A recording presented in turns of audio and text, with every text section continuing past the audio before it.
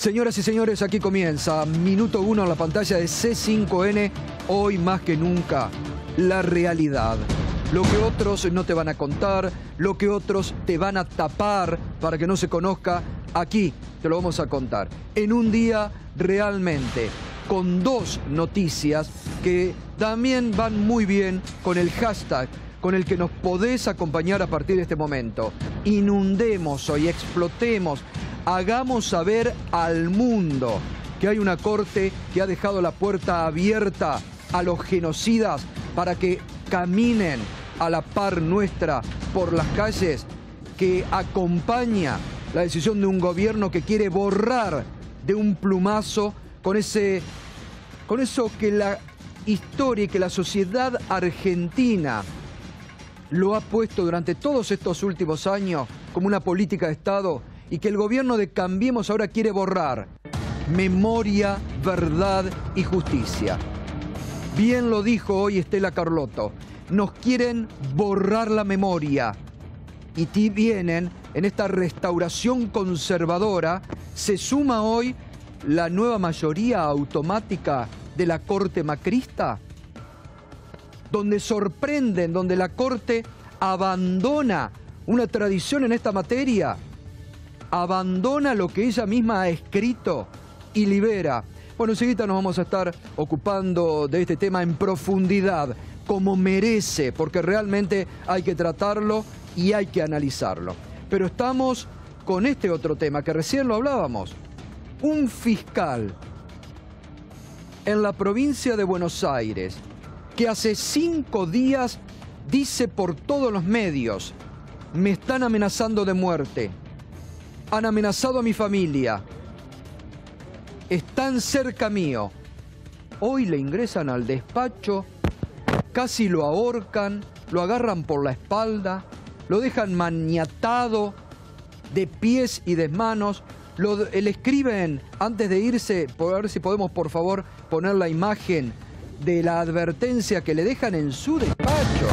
Tuvieron tiempo para escribir allí, dicen que con azúcar, la palabra Nisman, porque le vienen advirtiendo que iba a ser el nuevo Nisman, el próximo Nisman, se lo advirtieron hace 5 días, y uno se pregunta, ¿dónde está la prevención en la provincia de Buenos Aires o a nivel nacional? ¿Dónde está la prevención? ¿Qué tipo de seguridad le han dado a este fiscal? Porque si a esto le pasa a un fiscal, que se supone que tiene custodia, que trabaja en un edificio que tiene custodia, si a esto le pasa a un fiscal, ¿qué nos puede pasar a cualquiera de nosotros que andamos caminando sin custodia por las calles de la ciudad de Buenos Aires, de la provincia de Buenos Aires? ¿Qué le puede pasar a cualquier hijo de vecino si a un fiscal le pasa esto? ¿Dónde está la seguridad? Porque, a ver, uno toma, no exageramos, uno toma lo que el gobierno de Cambiemos ha prometido desde el primer día. Ellos pusieron la vara en alta en todos los temas.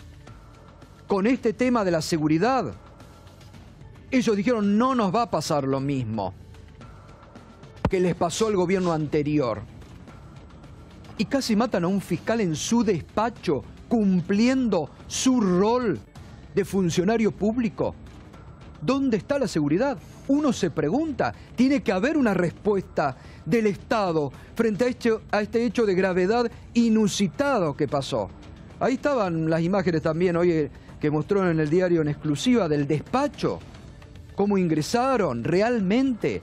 Pero la verdad que a uno no le entra en la cabeza que un hecho de esta naturaleza pueda pasar en la oficina de un funcionario público.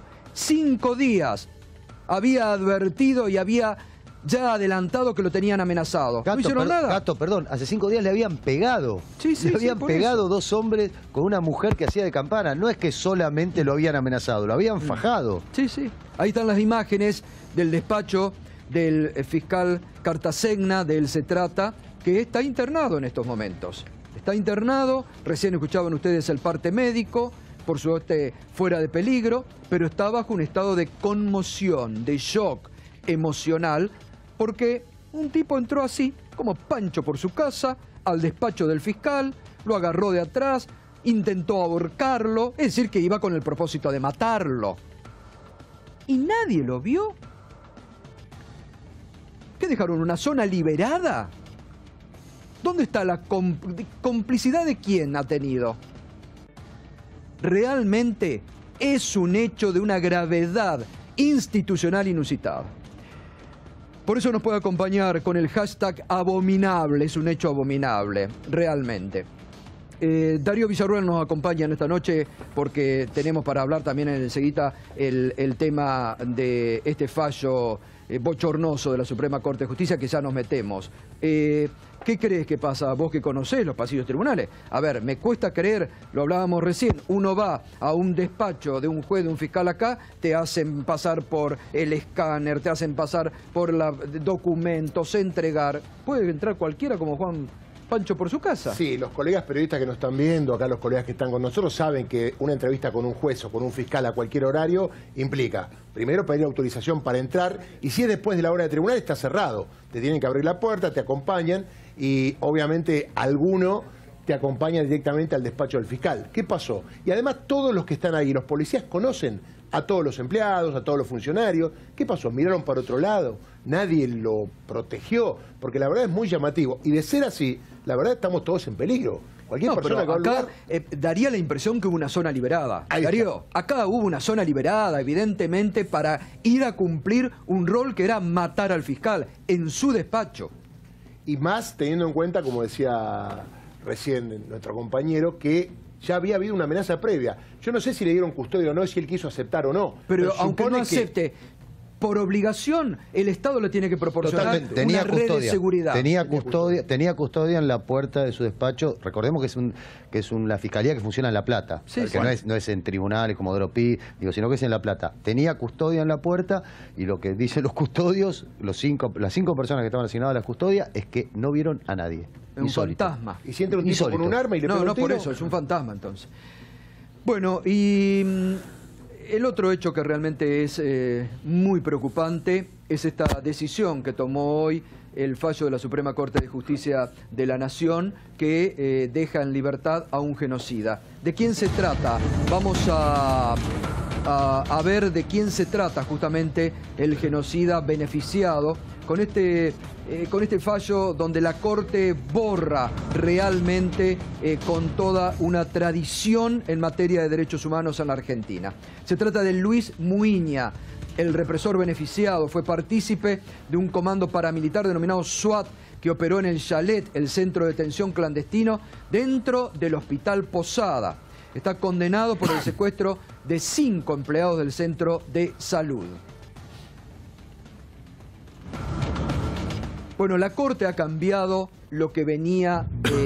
a ver, hay que detenerse porque realmente yo no creo en las casualidades. Realmente no creo en las casualidades. Esta semana comenzó la semana con la reunión de los obispos, donde la Iglesia Católica Argentina, realmente, fuera de tiempo, fuera de contexto, fuera de toda urgencia institucional, salió a hablar nuevamente de reconciliación, de reunir en una mesa a los represores, a los autores de crímenes de lesa humanidad, a los genocidas con sus víctimas. Obviamente, inmediatamente, los organismos defensores de los derechos humanos rechazaron esta idea, reitero, fuera de lugar, de época, de tiempo, pero que dan un contexto.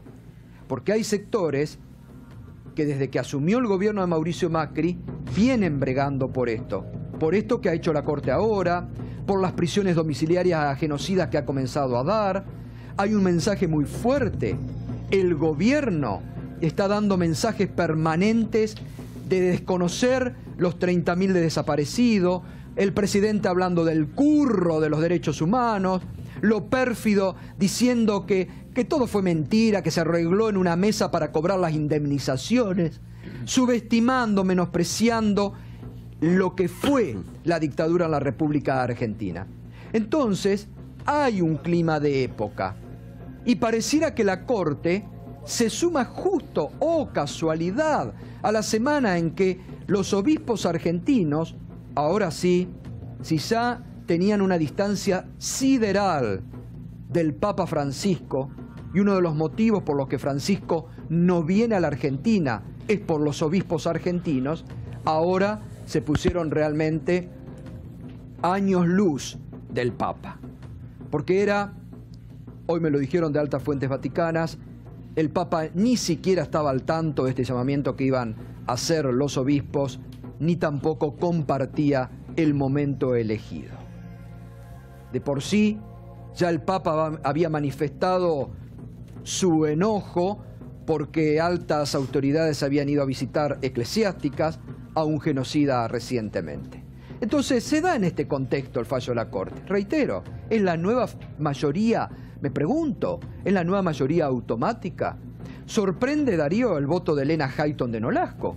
Sí, porque ya en los antecedentes que tenía había votado en sentido contrario, es decir, sabiéndose que a los delitos de lesa humanidad no se le aplica ningún beneficio, porque así lo establecen los tratados internacionales y obviamente del cambio de jurisprudencia a todo nivel está claro que estos beneficios no se aplican.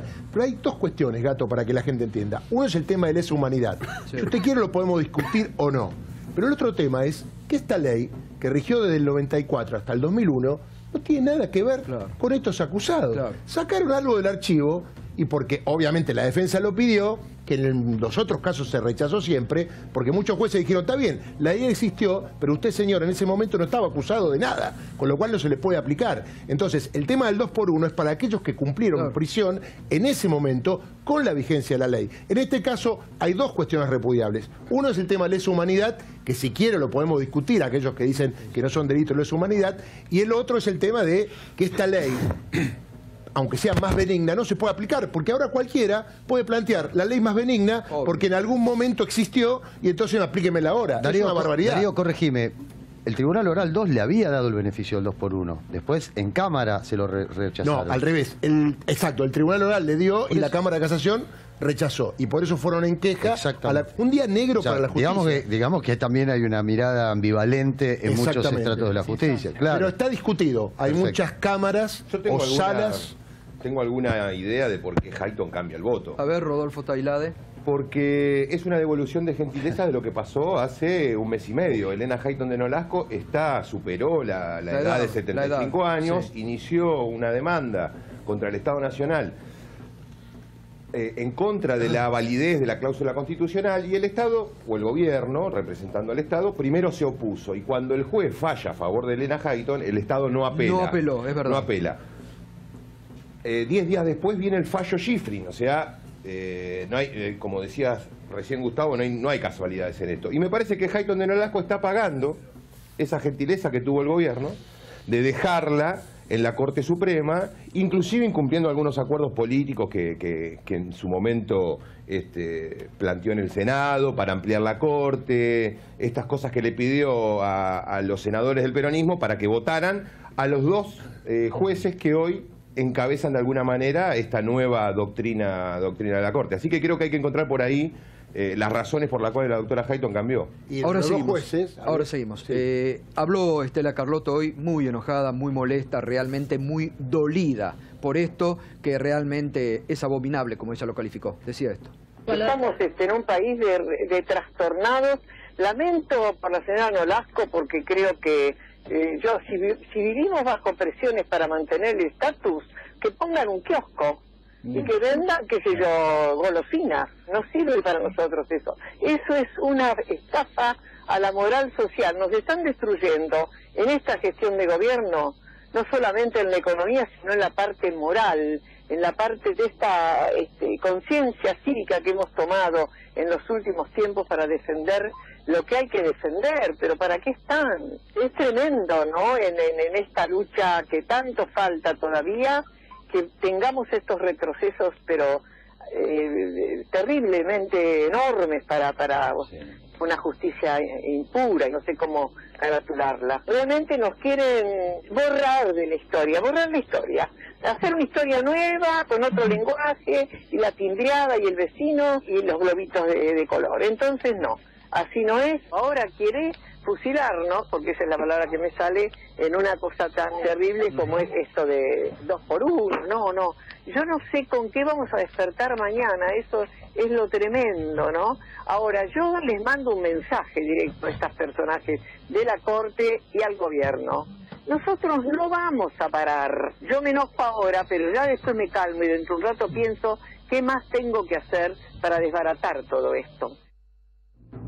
Bueno, hoy después hubo una conferencia de prensa, justamente que estuvo Estela, Tati Almeida, los organismos defensores de los derechos humanos, donde una de las primeras medidas que se va a tomar es reclamar ante los organismos internacionales defensores de los derechos humanos, porque esto realmente es también la Argentina.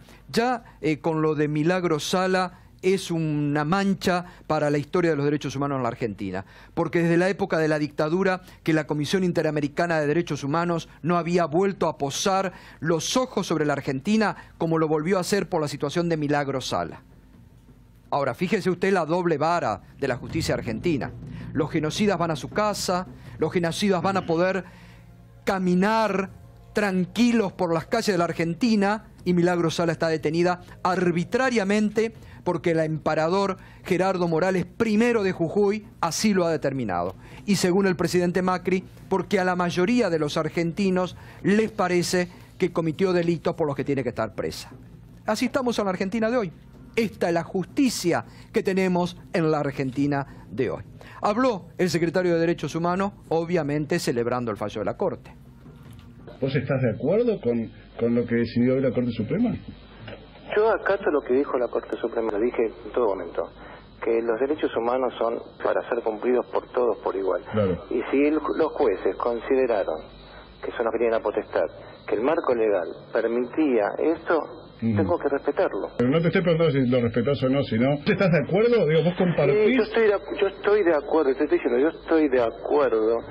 Este fallo está sustentado, por eso yo dije anteriormente que no leí en profundidad los considerandos, de lo que me voy a tomar el tiempo. Pero puedo decir, yo leí el fallo del análisis de Lorenzetti, y leí el fallo de Rosati, no terminé de leer todo porque son muy pocos minutos. Pero en principio yo estoy inclinándome por lo que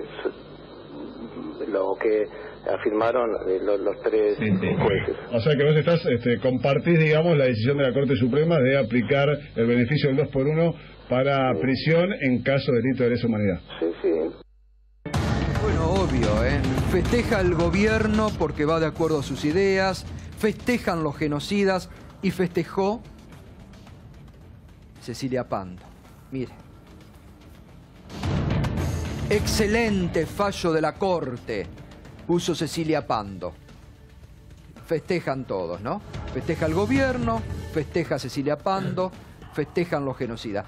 Hay que decir, para ser objetivos, Darío, que Lorenzetti y Maqueda estuvieron las antípodas a esta mayoría automática, parece creciente ahora de la Corte. Opinaron todo lo contrario a lo que opinaron estos tres jueces. Sí, se tomaron el trabajo, acá tengo el fallo, de escribir un poquito más. Estaba viendo que, por ejemplo, Rosati 10 carillas escribió nada más para un leading case. La verdad que se tomó poco tiempo o poca lectura o poco escritura acerca de lo que tenía que decir. Y claro, es cierto, tanto Lorenzetti como quienes votaron en disidencia fundamentaron acá están los tres jueces que votaron a favor. Elena Hayton de Nolasco, que reiteramos incluso en contra de opiniones de ella sobre los mismos temas. Tal cual.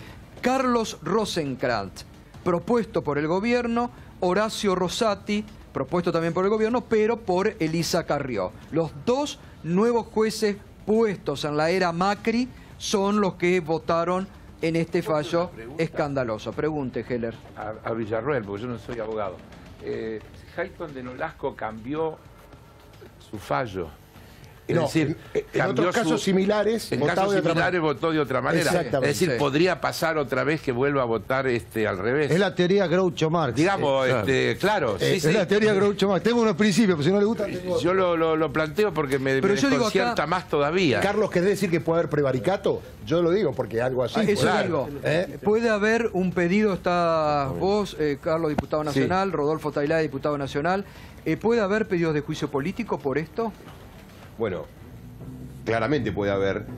El juicio político a los miembros de la Corte se hace en el Congreso, pero nosotros, por ejemplo, vamos a promover en pocos días juicio político contra Eduardo Fara y Martín Irursun, que hicieron exactamente lo mismo que hizo Elena Hayton de Nolasco en esta causa. Hace un tiempo dijeron que manipular el tipo de cambio en el marco del manejo de las herramientas cambiarias como dólar En el futuro dólar era delito. futuro para la expresidenta dijeron Y acá, que era delito, en la de, y en para la de las Levac, Levac, que exacto, hicimos nosotros, exacto. dijeron que no, que era bueno, la situación es igual. Nosotros vamos a ir con un pedido de juicio político en el Consejo de la Magistratura.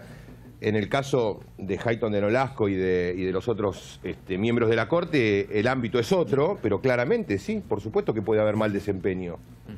Prevaricato sería entonces la figura. Es decir, Claro, dictar me fallos preguntaba contrarios a la ley, es lo que dice el artículo referido al prevaricato, ¿no?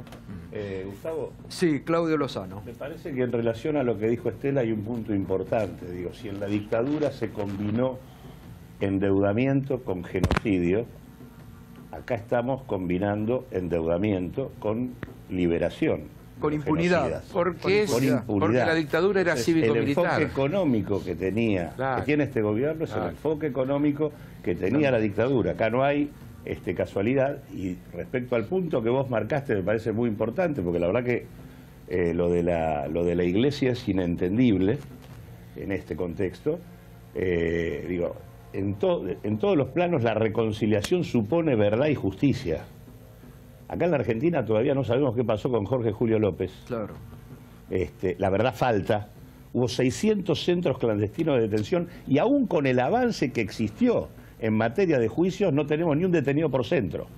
Entonces, la verdad, en este momento plantear esto por parte de la Iglesia está en el marco de una estrategia que tiene como clave el tema de la impunidad. Aparte, primero fueron con el tema del número, después pusieron en discusión el genocidio y hablaron de guerra. Digo, está claro que van por la impunidad respecto a lo ocurrido y con vaciar la memoria del pueblo argentino. Exacto. Por eso Obama el 24 de marzo del 76. Pero judicialmente, además, imagínate, Claudio, un testigo que vaya a declarar ahora en un juicio por la verdad, ante la perspectiva de que su torturador lo persiga por la calle como a Jorge Julio. Berco, lo próximo, justamente me hiciste acordar, porque me olvidé en lo que estaba diciendo, lo próximo es terminar con los juicios por la verdad, porque han vaciado ya los organismos que tenían que impulsar desde el Estado por los juicios por la verdad. Lo próximo es que vayan desapareciendo los juicios por la verdad. Esto se lo dijimos a Bruch en su propia cara cuando vino de invitado aquí y lo negó, ¿te acordás? Lo negó y le dijimos, el peligro no es que ustedes vayan a terminar, el peligro es desfinanciar, que es lo que se hace habitualmente para terminar sin terminar. Eso es lo que han hecho. Exactamente. Cuando nosotros hablamos de dictadura cívico-militar,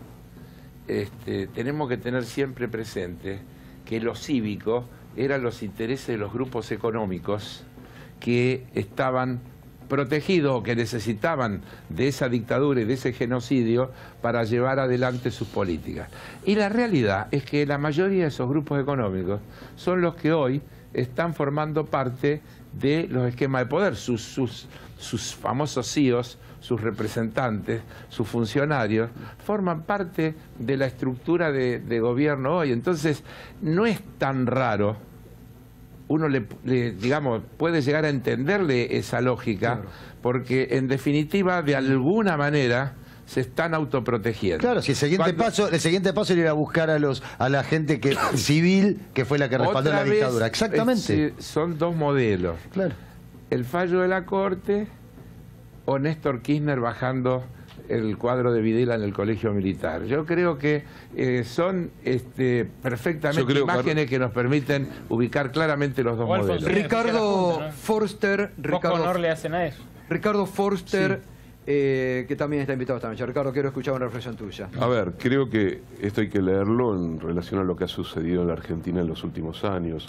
Esto obviamente que le da un valor importantísimo a lo que significó la derogación de las leyes de impunidad, la derogación de los indultos, la reapertura de los juicios y la fragilidad institucional en la que estamos hoy metidos, porque significa que si no hay un gobierno democrático que no defienda a través de actos precisos una política de Estado, una elección puede cambiar dramáticamente la estructura de la legalidad, la estructura incluso de la memoria que esa sociedad ha ido trabajosamente construyendo. El fallo de la Corte Suprema es un fallo infame porque no va solamente contra contra la política que llevó adelante el gobierno primero de Néstor Kirchner y después de Cristina Kirchner. Pero también todo, ya desde el retorno de la democracia hasta voy a agregar, política de Estado. Pero por supuesto... Casi nadie discutía eso, Ricardo. Porque se construyó... Bueno, ahí está el problema, me parece. Creo que en las políticas electorales del macrismo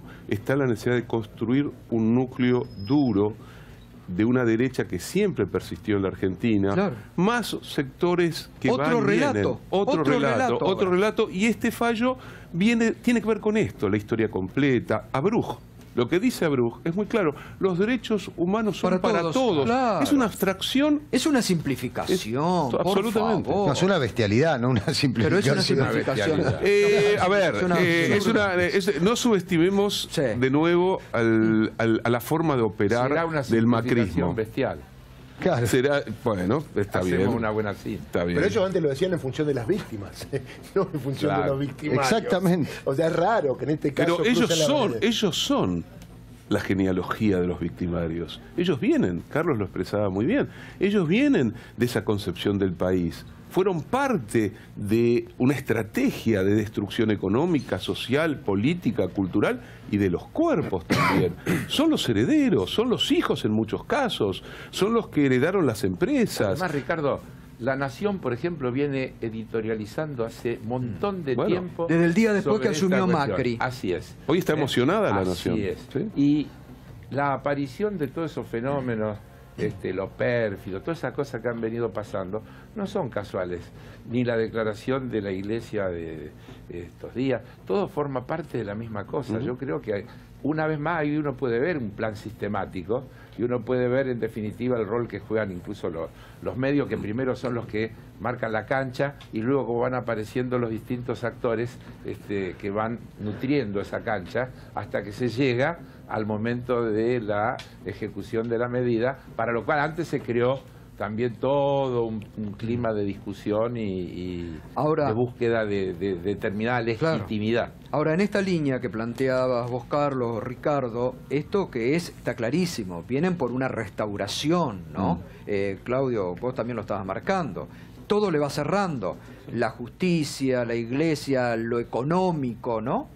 Sí, creo que, sobran los ejemplos, hay un objetivo clave en la estrategia económica, es bajar costos laborales, es el mismo objetivo que tenía la dictadura. Hay una estrategia de apertura financiera y comercial que está en vigencia. Hay una idea de que se crece con deuda que está en vigencia con este gobierno. Todos los supuestos que caracterizaban la estrategia económica de la dictadura son los mismos supuestos que en una coyuntura distinta intervienen hoy en las definiciones de la política. Y creo que vuelvo a lo que él planteaba, la sorpresa del cambio de Hayton no es tal sorpresa, es claramente el acuerdo para su continuidad luego de que había superado la edad jubilatoria. La edad, y no nos olvidemos que ahí había un cuestionamiento muy fuerte, Darío, vos lo sabrás también, al tema del nombramiento de la hija de la Suprema Estela Hayton de Nolasco, de Estelita en un cargo clave de la Corte. Como ha ocurrido muchas veces con otros miembros de la Corte, ¿no? Que algún día se dijo que se iba a terminar y lamentablemente no se terminó. Y no nos olvidemos que lo quisieron nombrar por decreto estos dos miembros de la Corte, que fue una de las primeras medidas que el 14 de diciembre. Exactamente. El 14 de diciembre por decreto. Señor presidente Macri. Exacto. Y se armó un lío bárbaro, no pudieron avanzar. Y también entonces vendrá el momento de repasar la lista de los que votaron para hacerlo posible. Los nombraron. Los nombraron con apoyo. Lo plantearon por decreto, con amplio apoyo. Y generaron las condiciones. Claro.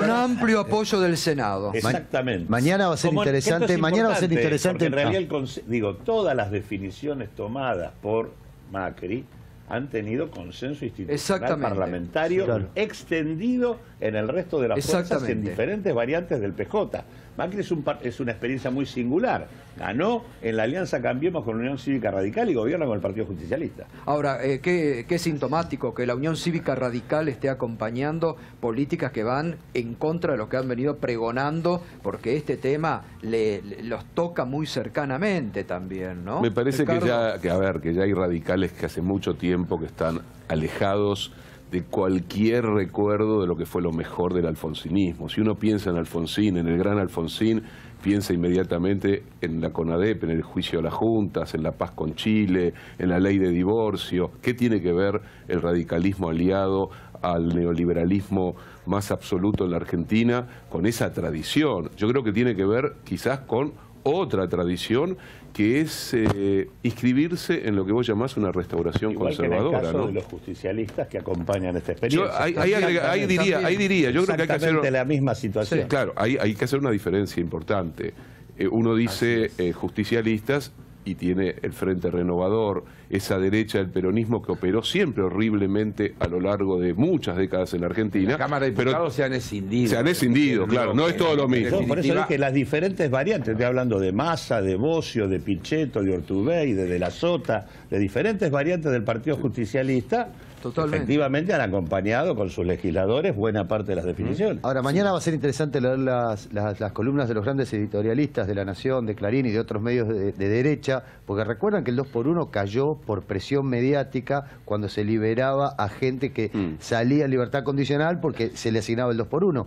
En ese momento el 2x1 no servía para los pobres, no servía para los tipos que robaban, no servía básicamente para la gente que estaba fuera del sistema. Ahora para este caso sí sirve. Y abre la puerta a otras cuestiones. Según para quién se aplique. Claro. No, pero mañana vamos a hablar de los editoriales. Ahora se quieren suspender las salidas transitorias. Por eso. Y se vuelve al 2x1, es insólito. Una cosa absolutamente ridícula.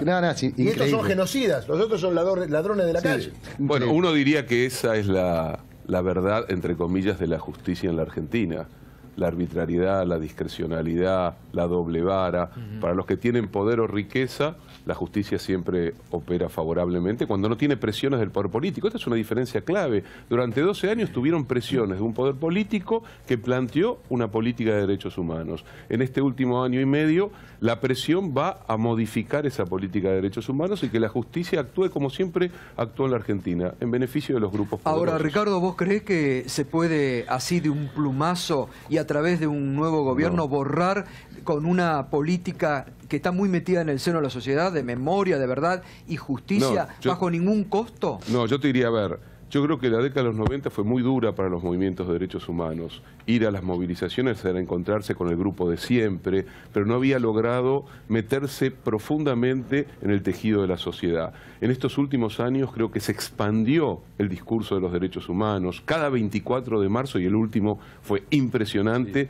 son movilizaciones que cruzan todas las edades y todos los contextos sociales del país. Me parece que ahí hay una práctica, hay una memoria, hay una conciencia ganada en estos años que vuelve casi difícil que, por ejemplo, un funcionario como Lo Pérfido hoy está siendo repudiado por la comunidad argentina en Alemania. Y yo creo que la Corte Suprema, si sigue validando esta política, entra en un momento de profunda crisis y probablemente en un aceleramiento de su propio desprestigio. Entonces yo creo que va a haber grandes disputas, movilizaciones. Las calles de los últimos años son calles muy intensas. Bueno, ¿no? yo creo que en esa línea creo que amerita una gran convocatoria de todos los organismos defensores de derechos humanos a una gran movilización para los próximos días, a una gran movilización de la ciudadanía argentina para demostrar que esto es un tema que está muy metido en la sociedad argentina. Frente a estos temas no se puede permanecer porque vienen por todo, está clarísimo. Porque como bien lo marcaban recién, hubo un acompañamiento del Frente Renovador, de peronistas, de Margarita Stolbizer, de muchas políticas de este gobierno. Claro, ahora llega la etapa electoral Y rápidamente se quieren, bueno, yo en realidad no hice nada. Y acompañaron las políticas básicas de este gobierno.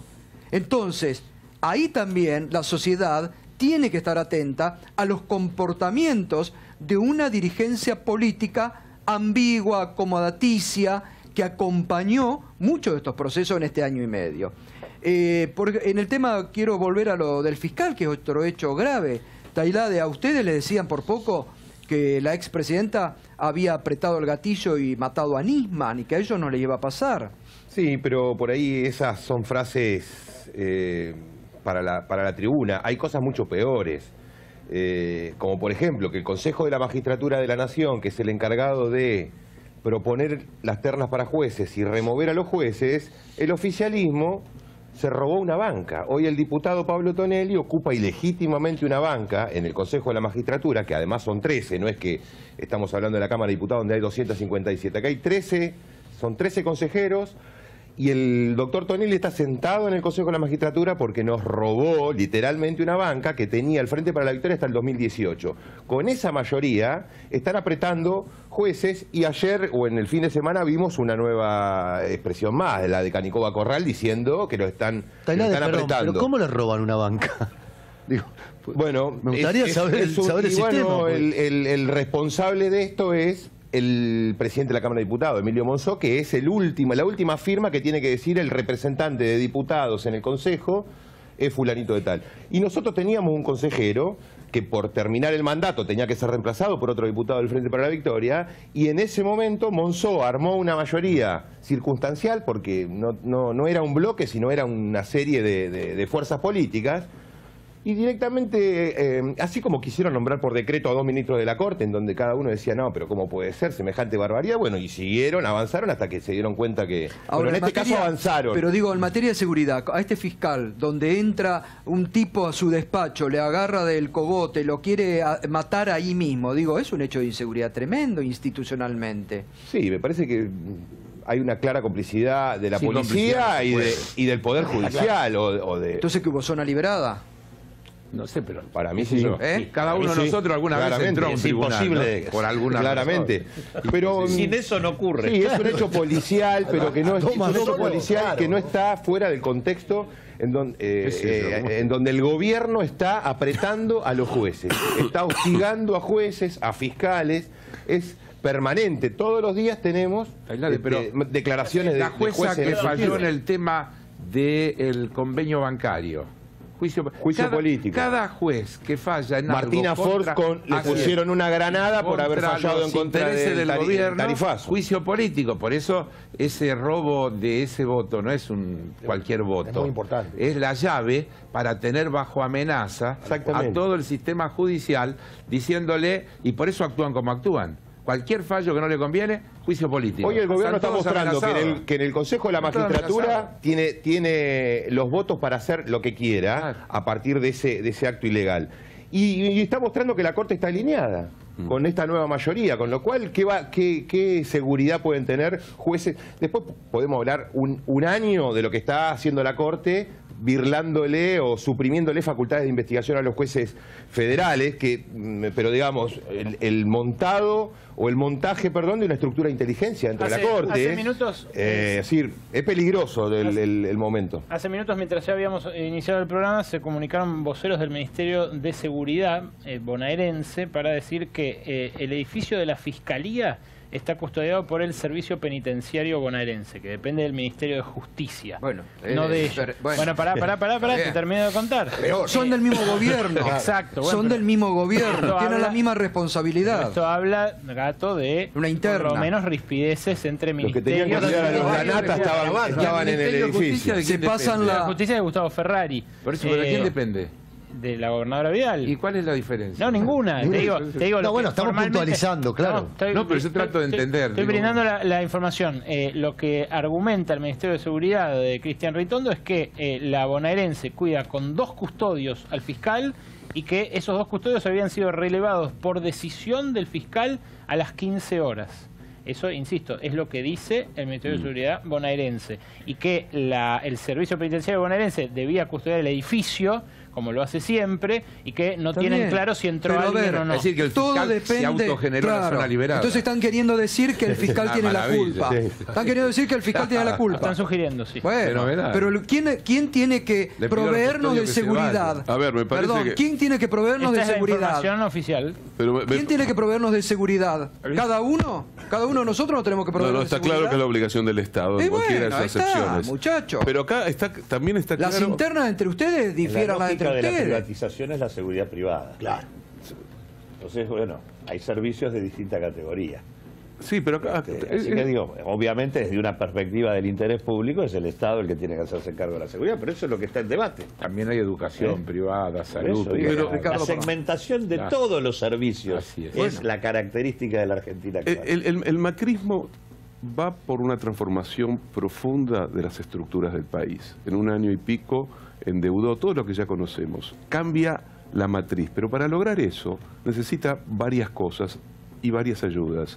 Una ayuda clave es el aparato corporativo comunicacional que ha blindado y protegido como nunca a un gobierno democrático en la historia argentina. Jamás un gobierno fue tan protegido por los grupos mediático-corporativos. Pero también necesita un blindaje en ese otro poder clave de la vida argentina y que ha sido diabólico durante la época de la dictadura y que nunca nadie le pidió cuentas, que es el Poder Judicial. Entonces me parece que claramente la Corte Suprema hoy está dando una señal hacia adentro del Poder Judicial, hacia la sociedad, hacia la democracia, que es en la Argentina hay impunidad para que el gobierno cambie las estructuras sociales, económicas y aquellas que le han dado forma incluso un modelo de país que quiso ser más igualitario. Cuidado con eso, porque una nueva mayoría automática de la Corte Suprema, que no fue durante los años, sobre todo de Néstor Kirchner, cuando se rearma la Corte, lo propio de la Corte Suprema, y por eso muchos dijimos, acá por primera vez hay una Corte Suprema interesante, significativa, valiosa. Después podemos discutir muchas otras cosas, pero lo cierto es que este gobierno pensó en dos candidatos, pensó en el chantaje cuasi mafioso para capturar al tercero que necesitaba, y en este caso fue la jueza, y ha construido una mayoría que puede hacer un daño en términos de ley del mismo tenor que se hace en términos económicos con todo lo que se señalaba hace un rato de los cambios estructurales. Otro regreso a los 90. Recordemos la mayoría automática que funcionó durante el gobierno de Carlos Menem, Zaffaroni por Rosenkrantz. Exactamente. Claro, estos 5 jueces tienen algo en común. Ninguno... Claro, eso es la primera vez que se nota acá. Eso es un cambio fundamental, porque había también en el tema de derechos humanos, había una jurisprudencia de la Corte que no se tocaba. Exactamente. Hoy se rompe eso y se cambia la jurisprudencia. Ninguno es penalista, ¿no? Bueno, eso sería Zaffaroni, ¿no? Zaffaroni ya no hay ningún penalista. Y ahora vienen hechos de corrupción que van a llegar a la Corte. Mamita querida, si esta Corte va a resolver hechos de corrupción. En estos días tiene que resolver el tema de Milagro Sala, que no está condenada y goza de la presunción de inocencia. ¿Qué van a decir? ¿Que quede presa después de este fallo? Bueno, y después 2 por 1.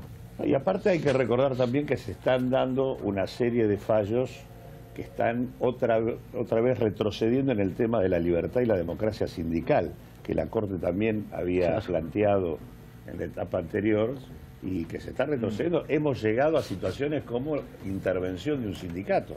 Bueno, sobre la Federación Judicial en el caso de Mendoza. Así que digo, el tema va en todos los planos. Con el fallo donde niegan la legitimidad de los fallos de la Corte Interamericana de Justicia. Digamos que también esto va en esta línea. Exactamente. Ese fue un poquito en los primeros pasos. Tal vez tenía que hacer primero eso para poder hacer esto. Esta es la inserción que Macri planteaba en el panorama internacional. Antes la Argentina era un país admirado por su política de derechos humanos y ahora la Argentina va a ser un modelo de ruptura. Ahora es un país alineado. Alineado con lo peor de aquellos que siempre han hecho trizas los derechos humanos. ¿No? Bueno, por el tema Milagro Sala que vos bien recordabas, Ricardo, acá lo hemos hablado, el run incluso de adentro de la Corte, era que querían justamente primero dar señales de liberar genocidas, de mandarlo a la casa, de hacer esto, para después decir que Milagro Sala está mal puesta. Sí, fines de mayo, dicen, meter todo en una misma bolsa.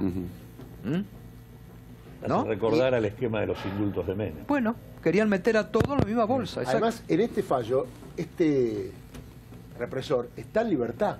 Con lo cual el fallo va más allá. Es un mensaje el fallo. Claro. Sí, claro. No era necesario, si recordamos a Carlos I, no es necesario. Era necesario este fallo. Lo rechazaban y directamente el tipo ya estaba libre y cumplió.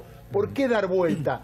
Ya hoy tuve información que varios tribunales orales que ya sabían que esto iba a pasar, hay detenidos que están pidiendo su excarcelación. Pero por supuesto, eso viene ahora así en bandada. Sí, recordemos que lo que recién dijo Claudio, que está todavía pendiente de lo de Jorge Julio López, ¿no?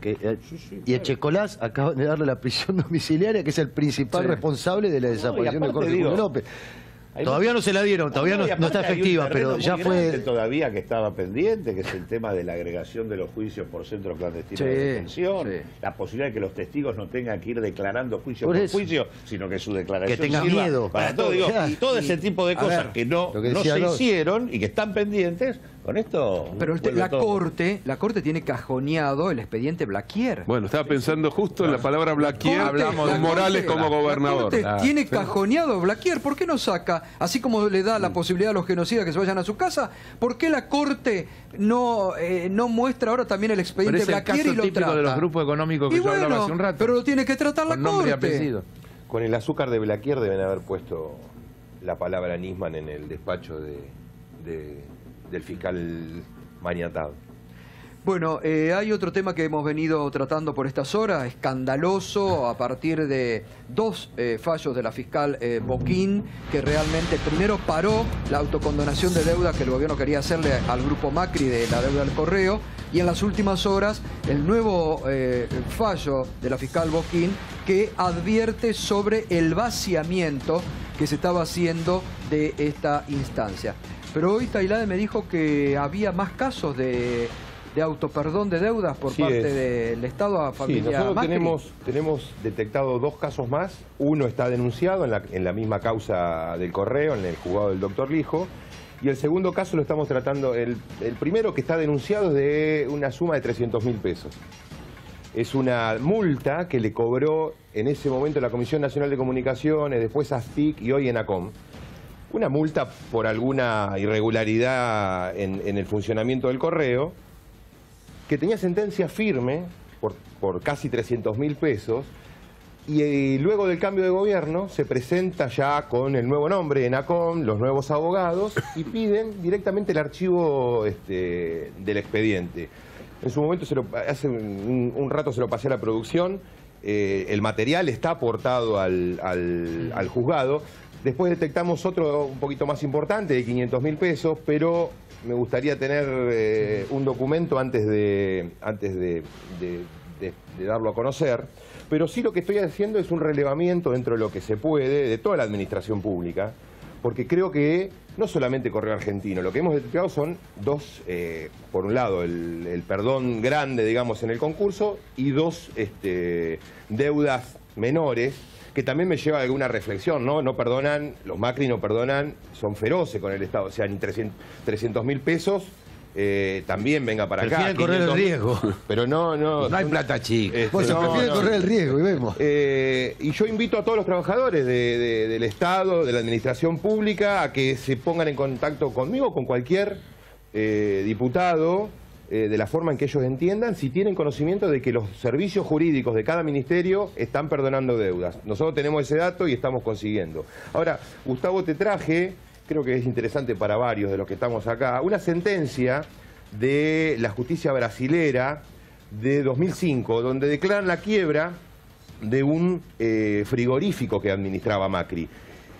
Y no solamente que las similitudes entre los dos procesos son asombrosas, sino que la propia jueza brasilera habla de la quiebra fraudulenta del correo en Argentina. Y lo lleva a su caso, la quiebra fraudulenta de un frigorífico de aves. Y te quiero leer dos renglones para que te des cuenta, o por lo menos para que la gente advierta, qué tipo de empresario es este hombre que se presentó como un emprendedor, un tipo que hizo la plata a partir de su esfuerzo, y resulta que no ha dejado estafa por cometer, ni acá ni en Brasil. Te leo, son 2 minutos. El grupo Macri, con la renuncia de sus principales empresarios, prácticamente abandonó la empresa, dejando a la deriva a partir del 2002, tomando la temeraria y radical decisión de echar a 4.600 trabajadores y desactivar y paralizar la totalidad de sus operaciones.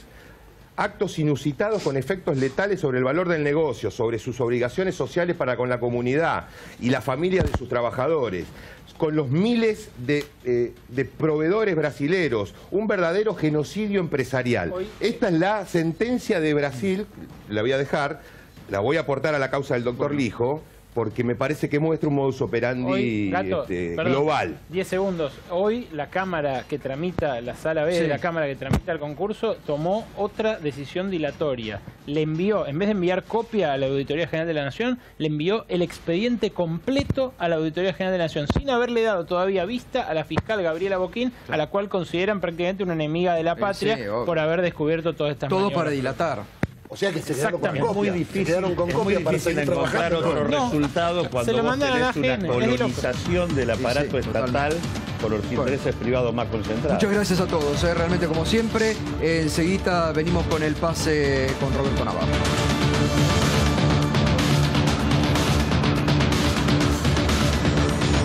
Muy bien, interesantísimo, la verdad, el debate profundo, temas que hay que tocar, que usted tiene que estar atento, son temas que usted tiene que internalizar, porque como lo venimos diciendo en este programa, está clarísimo, vienen por todo, y hoy se ha conocido este elemento nuevo, una corte que en materia de derechos humanos venía con una misma dirección, hoy se ha cortado eso, y daría impresión que hay una nueva mayoría automática.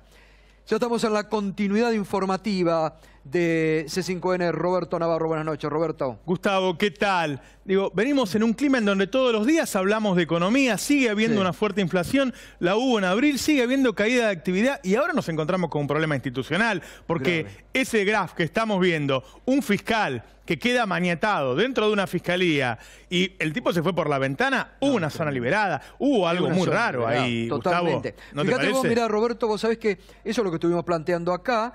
Y recién a Berco le mandaban una información que el Ministerio de Seguridad de Cristian Ritondo deslinda responsabilidades. Dice que eso es del Ministerio de Gustavo Ferrari, del Ministerio de Justicia. Pero uno se pregunta, a ver, en la dinámica que ellos del PRO decían cuando lo matan a Nisman o cuando Nisman se suicidó, eso está por dilucidarse. Ellos prácticamente decían que la responsabilidad era entonces de la expresidenta Cristina Kirchner, porque la acusaban a ella de haber prácticamente Entonces ahora uno se pregunta qué pasó con este fiscal. Y se da en el mismo día. Vos recién hablabas de corte con mayoría automática y me decía gente cercana que esa mayoría automática se buscaba para hechos trascendentales, se buscaba para el tema de derechos humanos, se buscaba para cerrar esta historia como querían cerrarla ellos, pero también se buscaba, y eso es lo que seguramente veremos en los próximos tiempos y lo vamos a hablar ahora, para consolidar otras cosas, para consolidar cambios en el sistema previsional, para consolidar el tema de que puedas respaldar la deuda con recursos naturales. Imagínate lo que significa una corte, lo vimos en los 90, avaló todo. Hoy nos demostraron para qué querían poner a esos dos jueces, que son gente muy cercana al Grupo Clarín, que los quisieron poner por decreto. Por algo los querían poner por decreto. Totalmente. Gato. Y además hay que preguntarse algo, Roberto. ¿Por qué Elena Hayton de Nolasco, hasta la propia Estela Carlotto hoy se sorprendió y dijo... ¿Por qué Estela Hayton de Nolasco cambia el voto? ¿No? Elena Hayton de Nolasco. ¿Por qué cambia el voto? ¿Qué hay detrás? Es muy raro. ¿Está el tema de su edad, por la que el gobierno no dijo más nada y ella sigue en la corte? Podría estar presionándola. ¿No es cierto? Hay algo. La verdad. Bueno, hoy, hablando de la justicia, hoy hubo un hecho importante sobre tu denuncia del tema de compra de armas, ¿no? Así es. Nosotros lo habíamos, un informe que realizó acá Juana Morín. Descubrimos que el gobierno estaba comprando de manera secreta más de 2.000 millones de dólares en armas, 300 tanques, 100 aviones, 100 helicópteros. El fiscal imputó a varios funcionarios y hoy el juez Casanelo comenzó con medidas muy fuertes que llegan hasta el allanamiento al Ministerio de Defensa. Es decir, se han tomado muy en serio la justicia esta denuncia que hemos hecho en C5N, Gato. Digo, entonces, en un contexto de crisis económica, mira, ahí arriba tenemos lechuga, tomate, zanahorias. Ese era lo que teníamos preparado para hoy y vamos a intentar que entre en el programa también. Dale, hoy, Roberto, este negocio de los supermercados, que vos sabés muy bien, que Miguel Brown, el secretario de Comercio, el hombre que tiene que cuidar esos precios, es el dueño de la principal cadena de supermercados de la zona sur de este país y es el vicepresidente de la Cámara. Es decir, ha puesto el Estado, ha puesto el gobierno a controlar a esos supermercados, a uno de los socios. Y así te encontrás con que están teniendo ganancias superiores al 1000%, Gustavo. Totalmente. En un momento en el que hay hambre en el país. Muchísimos temas para hoy. Roberto, dale, metele. Muchas gracias. Un abrazo grande.